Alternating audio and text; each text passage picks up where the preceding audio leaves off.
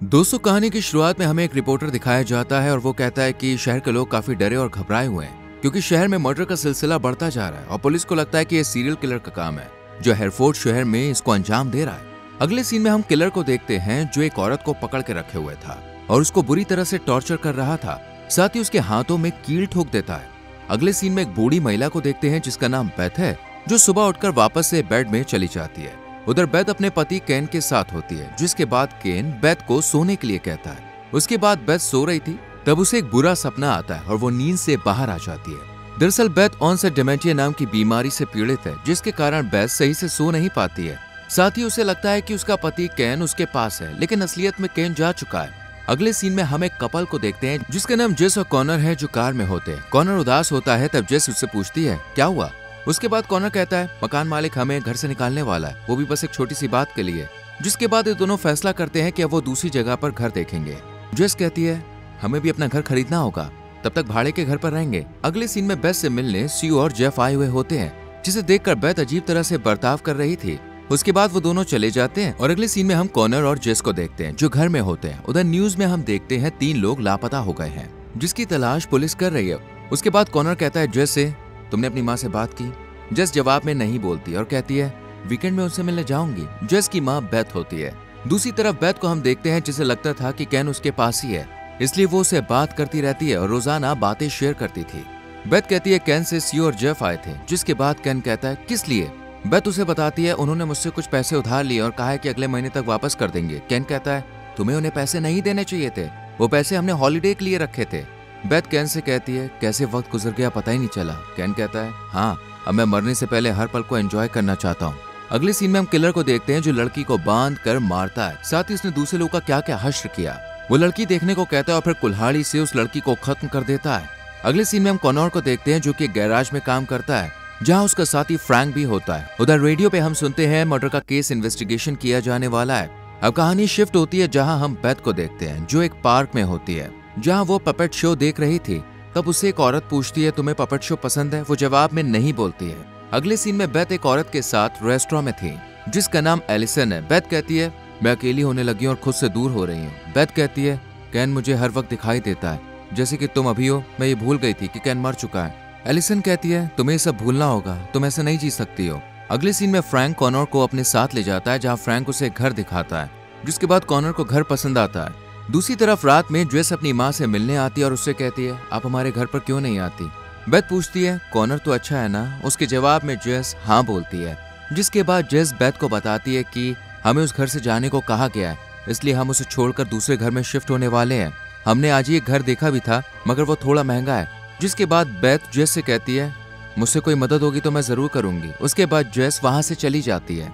जेस के जाने के बाद बेथ बेड पर चली जाती है, जहां हर बार की तरह बेथ केन से बात करती है। बेथ कहती है मेरा बचपन खुशी में बीता, साथ ही अच्छी लाइफ थी। उसके बाद मुझे बुरा सपना आता है कई दिनों तक। उसके बाद बेथ कहती है मिस्टर पंच का पपेट उसे दौड़ाता था जो बड़ा हुआ करता था। जिसके बाद केन उसे सोने को कहता है। इसके बाद बेथ किचन में जाती है और वहां बेथ महसूस करती है कि यहाँ पे कोई आया है, लेकिन बेथ नजरअंदाज करके वापस से सोने चली जाती है। उधर बेथ के बिस्तर से एक आदमी उठता है और वो किचन में जाता है। जिसके बाद कहानी 6 हफ्ते बाद की दिखाई जाती है, जहाँ कॉनर और जेस साथ में होते हैं जो अपने नए घर में होते हैं। उनके साथ उनकी माँ भी रहती है ताकि वो दोनों बेथ का अच्छे से ख्याल रख सकें। अगले सीन में जेस काम से चली जाती है और कॉनर को बेथ को देखने को कहती है। उधर बेथ घर से बाहर वॉक के लिए जाती है। उसके बाद बेथ चर्च में होती है, जहाँ वो एक औरत को देखती है और बोलती है कुछ तो बात है इस चर्च में, मुझे ऐसा लगता है कि मैं पहले भी यहाँ पे आ चुकी हूँ। वो औरत कहती है हाँ शायद। उसके बाद बेथ देखती है वहां पर कोई भी नहीं है और ये बस बेथ की एक कल्पना थी। उसके बाद बेथ कॉनर को कॉल करके बुलाती है क्योंकि वो रास्ता भटक गई थी। अगले सीन में हम एक आदमी को देखते हैं जो घर पर होता है, जिसके ऊपर किलर ने नजर बनाए रखी है। फिर थोड़ी देर के बाद उस आदमी को लगता है कि घर पर कोई आया है, जिसके बाद वो आवाज देता है लेकिन उधर कोई भी नहीं होता। इसके बाद वो आदमी जा रहा होता है, तभी किलर पीछे से आकर उसे खत्म कर देता है। उधर कॉनर बेथ के पास पहुंच गया था और फिर वो दोनों कार से जा रहे होते हैं। कॉनर कहता है आप नहीं जानती आपने हमारे ऊपर कितना एहसान किया है। अगले सीन में स्यू और जेफ बेथ से मिलने आते हैं, लेकिन बेथ घर पर नहीं थी। जिसके बाद वो लोग बेथ के लिए कुछ लिख कर जाने वाले थे, तभी किलर इनको देख लेता है और फिर दोनों को मार के खत्म कर देता है और लाश को ठिकाने लगा देता है। दरअसल किलर कॉनर के घर के स्टोर रूम में रहता है, लेकिन ये बात किसी को नहीं मालूम है। दूसरी तरफ कॉनर और बेथ घर पे आती है और फिर बेथ किचन में सैंडविच बनाने जाती है।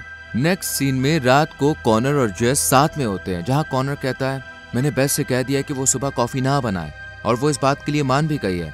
वहीं हम किलर को देखते हैं जो पेपर फाड़ कर उसमें पेंट कर रहा होता है। अगले सीन में बेस सो रही होती है, तब किलर एक अजीब सा मास्क पहनकर बेथ के पास आ जाता है। उसके बाद बेथ जोर से चिल्लाती है, तब कॉनर और जेस उसके पास दौड़ते हुए आते हैं। बेथ कहती है मेरे बिस्तर पर कोई चल रहा था। वो पूछते हैं कौन था, जिसके बाद बेथ बोलती है कोई नहीं। उसके बाद बेथ जेस से कहती है मेरी हालत कुछ ठीक नहीं है, मुझे डॉक्टर के पास जाना चाहिए। अगली सुबह जेस ने डॉक्टर से अपॉइंटमेंट ले लिया होता है, लेकिन डेट 2 हफ्ते बाद की होती है। नेक्स्ट सीन में हम देखते हैं बेथ अकेले किचन में काम कर रही होती है, तभी उसके पाँव में कांच का टुकड़ा गिर जाता है, जो टुकड़े किलर ने मारते वक्त गिराए थे। उधर बेथ को सी और जेफ का मैसेज भी मिलता है, जिसके बाद बेथ उन दोनों को कॉल करती है, लेकिन कॉल नहीं लगता। इसके बाद बेथ सी और जेफ के घर जाती है, तब उसके पड़ोसी बताते हैं वो कल से घर पे नहीं आए। अगले सीन में कॉनर और जेस कैफे में होते हैं, तब उन्हें बेथ ये सब बता देती है और कहती है मैं अजीब हरकत जरूर करती हूँ, पर मुझे लग रहा है कोई मुझे पागल बनाना चाहता है और घर में कुछ ठीक नहीं हो रहा है। साथ ही सी और जेफ भी नहीं मिल रहा है। बेथ कहती है कल वो लोग हमारे घर पे आए थे जब हम लोग नहीं थे, वो उधर पर एनवलप में पैसे छोड़कर गई है, जिसके बाद से वो घर पर नहीं आए। अगले सीन में जब कॉनर और जेस सो रहे थे, तभी किलर आकर उनके ऊपर हमला करता है, जिसे देखकर वो लोग बहुत ज्यादा डर जाते हैं। दूसरी तरफ बेथ एक आदमी को देखती है, जिसे देखकर वो बहुत तेज भागती है, जो उसे मारने के लिए आ रहा होता है। उसके बाद बेथ जेस को अपने साथ ले जाती है, लेकिन जेस कॉनर को अकेले छोड़ने को रेडी नहीं थी। उधर जेस और बेथ जाके छुप जाते हैं, जिसे किलर ढूंढ रहा होता है। उधर कॉनर किलर को रोकने के लिए आता है, तब किलर उसका गला दबा के मार डालता है। यहाँ एक आदमी किलर को बताता है मिस्टर पंच ऐसे ही करते रहो, और कहता है मैंने ठीक कहा ना बेथ। उधर किलर जब एक कमरे में जाके बेथ को ढूंढ रहा था, तब बेथ दरवाजा बंद कर देती है और फिर जेस को वहां से भागने को बोलती है, जिसके बाद बेथ बेहोश हो जाती है। अगले सीन में किलर ने बेथ को पकड़कर उसके हाथ बांध दिए होते हैं। उधर 2 किलर होते हैं। बेथ कहती है मैं तुम्हारे लिए तैयार हूँ। बेथ वापस से सपने में चली जाती है, जहाँ वो उसी घर के पास जाती है जिसे वो अपने सपने में देखा करती है, जहाँ उसे एक लड़की बताती है पहले मॉडे नाम की एक लड़की हुआ करती थी, जो कि एक अजीब से जीव को अपने घर में लाती है।